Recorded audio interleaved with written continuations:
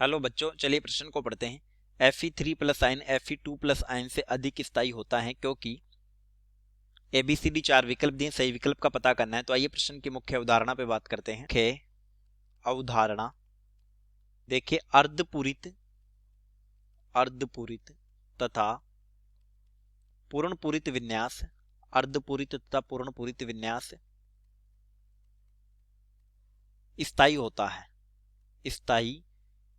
होता है विनिमय ऊर्जा के कारण या सममिति के कारण। अब देखिए, एक हमें दिया है Fe+2 और +3। तो Fe मूल अवस्था में इसका परमाणु क्रमांक होता है 26, तो इलेक्ट्रॉनिक विन्यास होता है ऑर्गन 3d6 4s2, यानी ऑर्गन 18 तक भर दिए, फिर 8 इलेक्ट्रॉन 6d में और 2s में।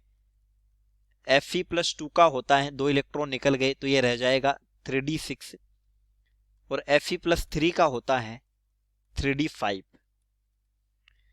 तो यदि हम Fe+3 को जब भरते हैं तो हमें पता है कि D उपकोष में होते हैं 5d कक्षक, 1 2 3 4 और ये 5। तो पहले एक एक इलेक्ट्रॉन भरे जाते हैं, 3 4 5, और फिर पेयरिंग होती है ये 6। तो यहां पर अयुग्मित इलेक्ट्रॉन है 4, यानी अयुग्मित इलेक्ट्रॉन। और अयुग्मित इलेक्ट्रॉन युक्त स्पीसीज जो है वो रंगीन होती है।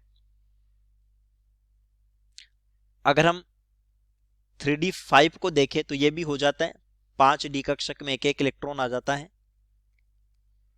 1 2 3 4 और ये 5। यहां पर n का मान हो गया 5। लेकिन 3d5 को अगर हम देखें तो यहां पर क्या है, अर्धपूरित यानी कि D5 विन्यास। तो ये विन्यास जो होगा वो D6 विन्यास से ज्यादा स्थायी होगा। ए में दिए हैं परमाणु पर जितना अधिक आवेश होता है इसका स्थायित्व उतना ही अधिक होता है, तो ये गलत कथन हो जाता है। बी Fe2 प्लस का विन्यास 3d6 होता है, जबकि Fe3 प्लस का विन्यास 3d5 होता है, और 3d5 होता है अर्धपूरित विन्यास। अर्धपूरित और पूर्णपूरित विन्यास स्थायी होते हैं, तो बी हमारा सही उत्तर हो गया। सी दिए हैं Fe+2 का आकार Fe+3 से बड़ा होता है, इससे स्थायित्व पर फर्क नहीं आएगा।